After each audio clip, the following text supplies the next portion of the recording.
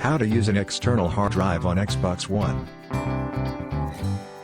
With a drive in hand, it's now time to connect it to Xbox One. Connect the drive to a vacant USB port using the included cable. Once automatically detected, follow the on-screen prompts, permitting the drive to be formatted.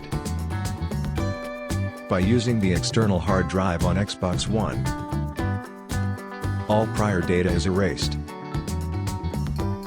1. Connect your external hard drive to an Xbox One USB port. An on-screen pop-up will display. 2.